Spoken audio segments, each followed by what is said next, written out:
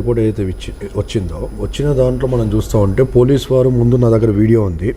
అయితే వారు ఏమన్నారంటే మీడియా మిత్రులు చాలామంది ఒక ప్రశ్న అడిగితే అంటే ఈ ప్రెస్ మీట్కి కంటే ఒక ముందు ప్రెస్ మీట్ జరిగితే సార్ సోషల్ మీడియాలో అనేకమైన రూమర్లు చెక్కలు కొడతా ఉన్నాయి కదా, దాన్ని ఎలాగ ఏంటంటే వారు అన్నమాట ఒకటే ఏంటంటే మేము ఏదైతే రిలీజ్ చేస్తామో మేము ఏదైతే చెప్తామో దాన్ని మాత్రం మీరు అథెంటిక్గా తీసుకోవాలని చెప్పి ఈ ఇంగ్లీష్ వర్డ్ అనేది వారు యూజ్ చేయడం జరిగింది. దాని అర్థం ఏంటంటే మేము రిలీజ్ చేయలేదు, మాకు సంబంధం లేదన్నట్టుగా వారు ముందు ప్రెస్ మీట్లో చెప్పినట్టు కనబడుతుంది. రెండోది ఇప్పుడు మనం చూస్తుంటే ఇప్పుడు ఫైనల్గా ఏదైతే ప్రెస్ మీట్ వాళ్ళు పెట్టి రిలీజ్ చేశారో ముందు చెప్పిన దాంట్లో మేము రిలీజ్ చేయలేదు, మాకు సంబంధం లేదు, మేము రిలీజ్ చేసింది అథెంటిక్గా మీరు తీసుకోవాలన్న వ్యక్తులు సోషల్ మీడియాలో ఏదైతే ముందు నుంచి చక్కర్లు కోరుతూ ప్రతి ఒక్కరు కూడా చర్చ పెట్టి ఇది డ్రూప్ ఇది కాదని చెప్పి అన్నది ఏది సోషల్ మీడియాలో ఉన్న సీసీటీవీలు ఉన్నాయో వాటినే తీసుకొచ్చి దీనికి లింకప్ చేస్తూ ఈ కేసుని క్లోజ్ చేసినట్టుగా అన్నట్టుగా మాకు కనబడతా ఉంది సార్. ఎందుకంటే ఇప్పుడు దాని అనుమానాలు కొన్ని మనం చూస్తూ ఉంటే చాలా అనుమానాలని ప్రజలు రైజ్ చేస్తూ ఉంటే ఒక అనుమానాన్ని పోలీసు వారు క్లియర్ చేసేసారు. అలాగే చాలా న్యూమరస్ ఉన్నాయి. ఇవన్నీ క్లియర్ చేసుకుంటూ పోతూ ఉంటే ప్రజల ఈ అపోహలు ప్రజల ఈ అనుమానాలు ఉండవు కదా అని నా అభిప్రాయం సార్. ఒక అనుమానాన్ని పోలీసు వారు క్లియర్ చేసింది ఏంటంటే బండి మనిషి మీద ఎట్లా వచ్చి పడుతుందిరా ఎలా ఉంటుందా అంటే వారు క్లియర్గా చెప్పిన మాట ఏంటి, బండి గాల్లోకి ఎగిరి వచ్చి పడింది. ఓకే, ఇప్పుడు ప్రజలందరికీ అర్థమైపోయింది, ఓకే గాల్లోకి ఎగిరి బండి మనిషి మీద పడింది, ఎవరో పెట్టింది కాదు అని ఒక క్లారిటీ వచ్చేసింది. ఇప్పుడు రెండోది అక్కడ మనం చూస్తూ ఉంటే సార్ ఆయన పెట్టుకున్న మాస్క్ కనబడతా ఉంది, ఆయన పెట్టిన కళ్ళజోడు కనబడతా ఉంది. కళ్ళజోడు ఇక్కడ ఉన్న కళ్ళజోడుని తీసి అక్కడ ఫోల్డ్ చేసి పెట్టింది ఎవరో ఒకటి. రెండోది ఇప్పుడు ఆయనకున్న మాస్క్ కింద పడ్డప్పుడు ఏదైతే ఇక్కడంతా కట్ అయిపోయి ఉందో మాస్క్ తీసేసిన తర్వాత కట్ అయిందా, ఈయన వెళ్తా ఉంటే ముందే పడుతున్నానని తెలిసి ఆ మాస్క్ని తీసేశాడా, ఆ మాస్క్ని రక్షించుకోవాల్సిన అవసరమో ప్రవీణ్ పగడాల గారికి ఎందుకు ఉంది? అదే 100 కోట్ల మాస్కా లేకుంటే అదే సెంటిమెంట్ మాస్కా?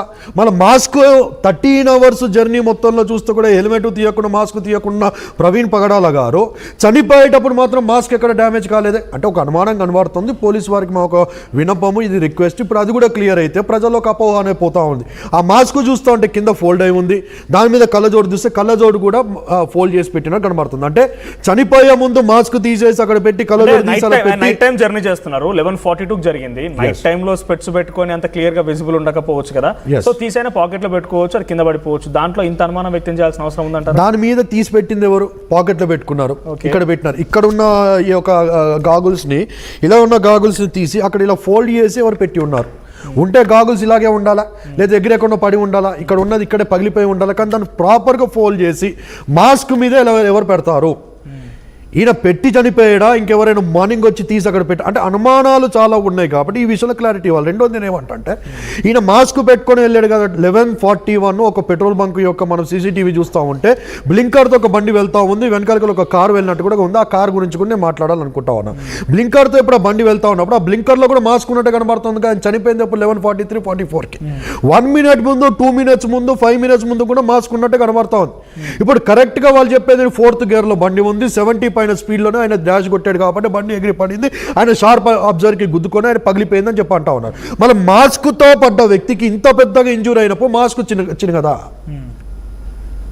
అక్కడ ఒక అనుమానం కనబడుతుందండి. మాస్క్ చిన్నగదా మొత్తం ఎక్కడికక్కడ చినిగిపోద్ది కదా సార్. మళ్ళీ మాస్క్ అలాగే ఉంది కదా. రెండో క్వశ్చన్ మాస్క్లోనే మళ్ళీ మాస్క్ ఒకవేళ పెట్టుకొని పడి ఉంటే మాస్క్ చిన్నగలేదు అనుకుందాం, మళ్ళీ మాస్క్లో ఇంతగానో రక్తం వచ్చి బండంతా మొత్తం రక్తం అయిపోయి చేతులు కూడా మొత్తం రక్తం అయిపోతే మాస్క్లో రక్తం లేదా? ఇప్పుడు అది కూడా బయట పెడితే ప్రజలకి ఒక అపోహ అనేది పోతుందిగా.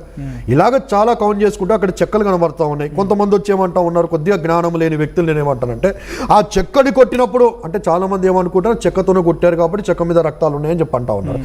కొంతమంది కొద్దిగా ఇంటలెక్చువల్ అని ఫీల్ అయ్యి వచ్చిన వాళ్ళు ఏమంటా ఉన్నారు అంటే ఆ చెక్కతో కొడితే ఆ చెక్క కార్నర్కి రక్తం ఉండాలి కదా అని చెప్పి అంటా ఉంటారు. నేనేమంటాను అంటే నువ్వు చూసింది ఒక చెక్కేరా బాబా, చెక్క మీద డ్రాప్స్ ఉన్నది నువ్వు చూసావు, నా దగ్గర 4 చెక్కలు 5 చెక్కలు ఉన్నాయి ఫొటోస్, నేను మీకు పంపిస్తాను, అది కూడా మీరు యాడ్ చేయమని చెప్పి అంటాను.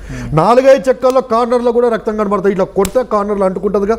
ఆయన అడిగిన దానికి లాజికల్ కార్నర్లో కూడా రక్తం కనబడుతుంది. ఇప్పుడు ఈ చెక్కల మీద ఉన్న రక్తము ప్రవీణానికి ఉన్న రక్తము 2 డిఎన్ఏలు ఒకటేనా? మూడోది బండి మీద మనం చూస్తూ ఉంటే బండి ఒకళ్ళు ఇలా పడి ఉంటే సార్ మనిషి ఉన్నాడు, మనిషి మీద బండి కనబడుతూ ఉందండి. ఇప్పుడు ఈ బండి ఇలా అంటుకొని ఉంటే ఇటువైపు కదా రక్తం ఉండాలి, కానీ ఈ పైన సైడ్ రక్తం కనబడుతూ ఉంది. ఏది ఇంజన్కి కానీ ట్యాంక్కి కానీ ఆ ముందర ఉన్న ఫ్రేమ్ ఏదైతే ఉందో మడ్గాడ్ కానీ మడ్గాడ్కి రక్తం కనబడుతుంది. ఆ రక్తం కూడా ఎలా కనబడుతుంది? ఇప్పుడు ఒక పీటర్ నాయుడికే వచ్చిన ఇన్ని అనుమానాలు పోలీసులకు రాలేదంటారా? పోలీసులు విచారించలేదంటారా? ఈ 20 రోజుల్లో ప్రపంచం మొత్తం కోడై కూస్తూ ఉన్న విషయం నేను మాట్లాడుతున్నా సార్. ఆర్టీవీలో కూడా ఎన్నోసారి చర్చ చేశా. సుమారుగా 20-30 ఛానల్లో కూడా ఇప్పటికి నేను చెప్పింది అయితే హర్ష కుమార్ గారు కూడా చెప్పింది అదే.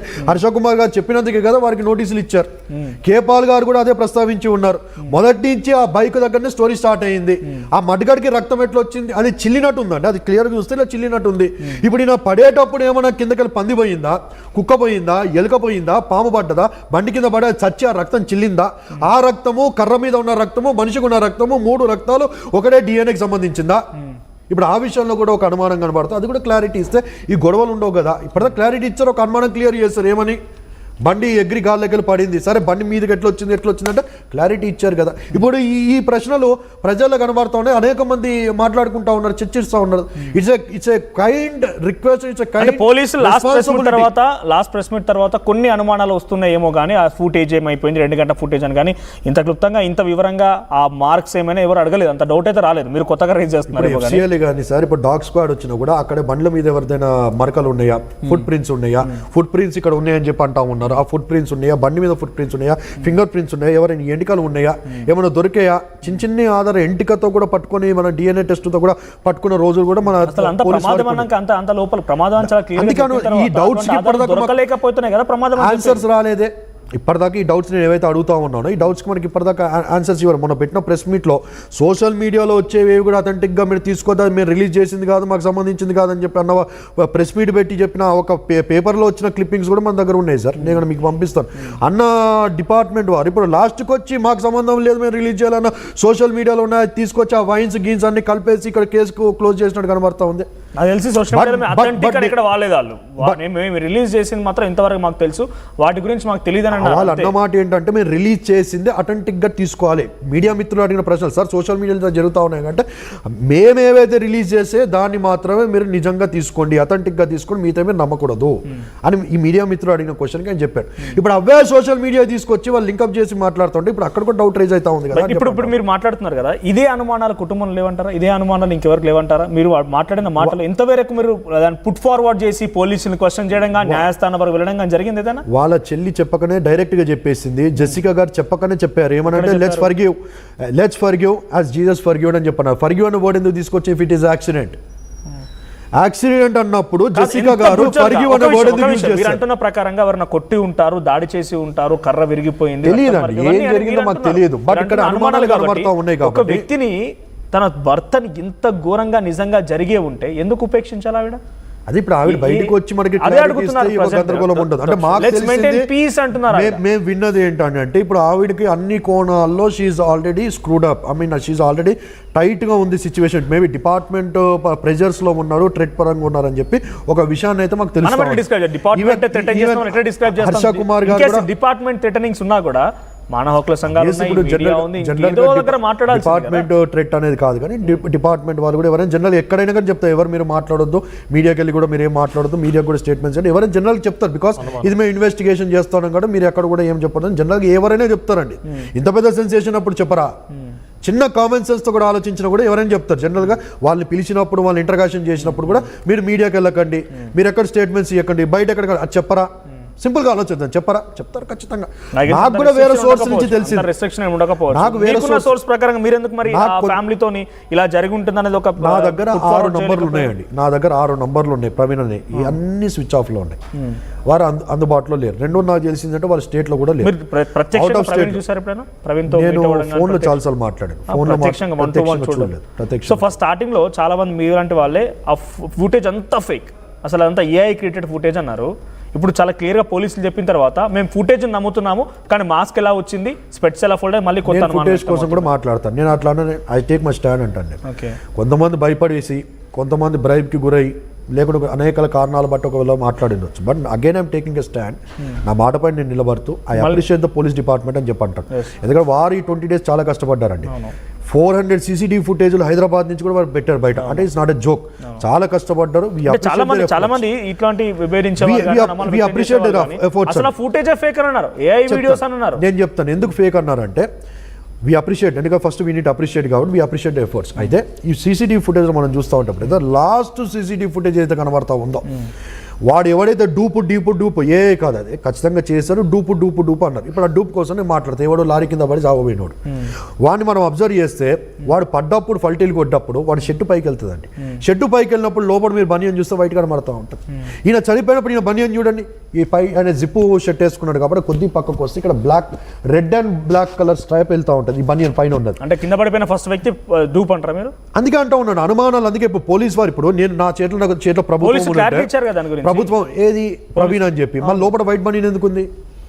మీరు క్లియర్గా ప్లే చేయండి. అది పడ్డప్పుడు వైట్ కలర్ బనీన్ కనబడతా ఉంటుంది.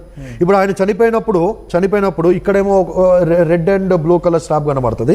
కొద్ది షర్టు అంబులెన్స్ వేసినప్పుడు షర్టు పైకి వెళ్తే లోపల blue colour. Bike number same ఉందా?